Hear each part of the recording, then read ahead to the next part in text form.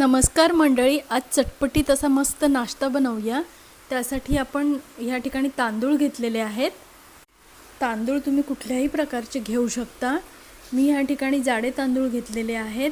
3 cup तांदळासाठी आपण 1 cup उडदाची डाळ घेतलेली आहे, अर्धा कप चण्या डाळ घेतलेली आहे, तसेच साबुदाणा घेतलेला आहे पाव कप आणि मेथी दाणा घ्यायचा आहे 1 चमचा आणि हे सगळं आपल्याला स्वच्छ धुवून घ्यायचं आहे। डाळ आणि तांदूळाचं हे परफेक्ट प्रमाण आहे। ह्याच रेशोमध्ये घेतला तरच पदार्थ आपला सुंदर होणार आहे। तर अशा पद्धतीने आपण स्वच्छ 2 ते 3 वेळा धुवून घेतलेलं आहे। आता हे आपल्याला 4 ते 5 तासासाठी भिजत घालून ठेवायचं आहे। झाकून ठेवूयात। हे आपण पाणी त्याच्या दुप्पट घालायचं आहे, कारण की चणा डाळ आणि उडदाची डाळ चांगली फुगून वर येते। मिक्सरचा वापर करून तर झटपट पदार्थ तयार करतो, पण त्याला तितकीशी चव नसते। तर आज आपण हे पाट्यावर वाटून घेणार आहोत। पाटा वरवंटा स्वच्छ धुवून घेतलेला आहे आपण। 2-3 मूठ या ठिकाणी घ्यायचं आहे आणि छानपैकी वाटून घ्यायचं आहे। थोडं पाणी कमीच ठेवायचं आहे त्याच्यामध्ये पहिल्यांदा वाटताना, आणि नंतर त्याच्यामध्ये पाणी ॲड करायचं आहे। बघू शकता तुम्ही किती छान वाटलं जातं आहे आपलं, आणि जरा सरबरीतच वाटायचं आहे, खूप बारीक वाटायचं नाही आहे आपल्याला। हे अशा पद्धतीने वाटून झालं पूर्ण की त्यात परत थोडंसं पाणी टाकायचं आणि परत एकदा थोडं बारीक वाटून घ्यायचं आहे। जास्त जाड पण ठेवायचं नाही आहे हे आपल्याला, आणि सगळं हे एका ठिकाणी व्यवस्थित गोळा करून घ्यायचं आहे आणि एका भांड्यामध्ये आपल्याला काढून घ्यायचं आहे।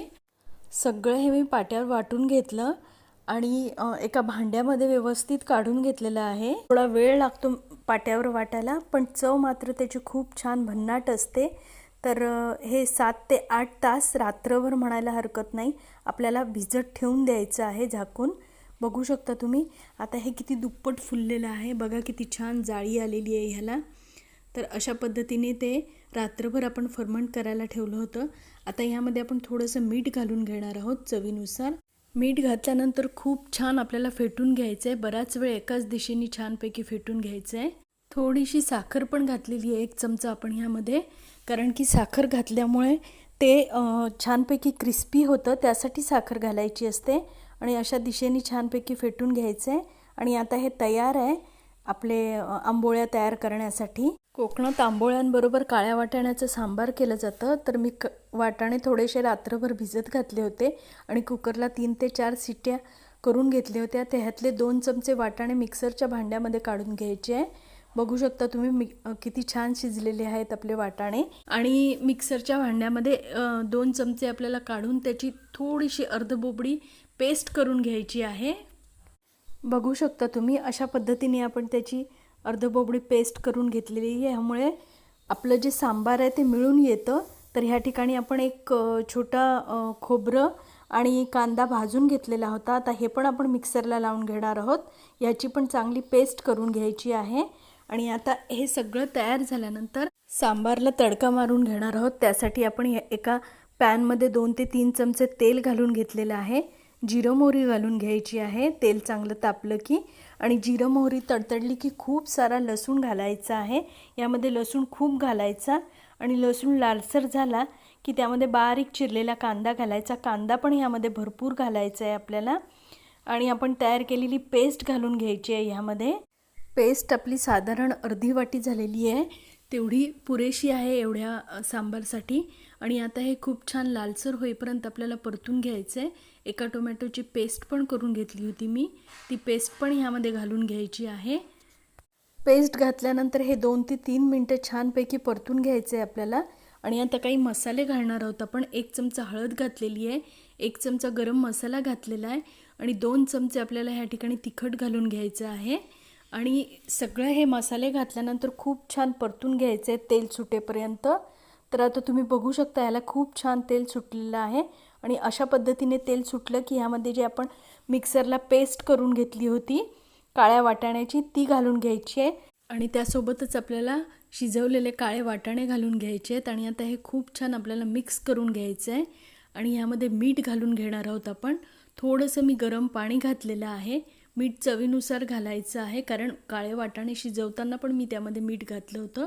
थोडं आमसूल घालायचं आहे, आणि आमसूल घातला की गूळ घालायचा विसरू नका। आता ह्याला आपल्याला 5 ते 7 मिनटं खूप छान उकळी काढून घ्यायची आहे। तोपर्यंत दुसऱ्या साईडला आपण आंबोळी करून घेणार आहोत।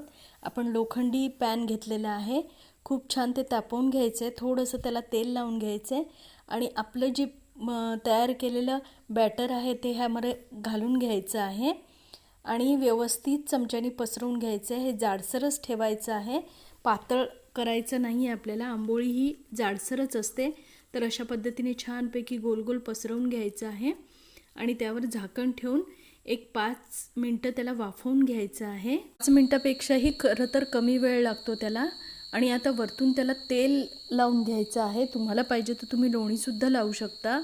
तर अशा पद्धतीने थोडंसं तेल लावून पसरवून घ्यायचं आहे आणि आपला तवा चांगला सीझन झालेला आहे, त्यामुळे बघा किती छान पटकन सुटलेली आहे आंबोळी.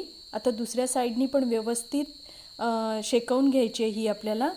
आणि अशा पद्धतीने मी सगळ्या आंबोळ्या करून घेतलेल्या आहेत. एवढ्या ह्याच्यामध्ये जवळपास 15-20 आंबोळ्या झालेल्या आहेत. इथे 15-20 नाही आहेत, इथे मी 4-5च दाखवलेल्या आहेत, पण 15-20 होऊ शकतात असा मी अंदाज देते. तर तुम्ही पण अशा आंबोळ्या करा, वाटाण्याचं सांबार करा आणि छानपैकी रेसिपीचा आनंद घ्या. आणि तुमची रेसिपी कशी झाली हे मला कमेंटमध्ये नक्की सांगा. तुम्ही जर चॅनलवर नवीन असाल तर चॅनलला नक्कीच लाईक करा, शेअर करा आणि सबस्क्राईब करा आणि ऑल बटनवरही क्लिक करा, म्हणजे माझ्या रेसिपी जास्तीत जास्त तुमच्यापर्यंत पोहोचतील. आणि अशाच एका नवीन रेसिपीसोबत भेटूयात पुढच्या एपिसोडमध्ये. तोपर्यंत मस्त खा, स्वस्त राहा आणि नवनवीन रेसिपींचा आनंद घ्या. धन्यवाद.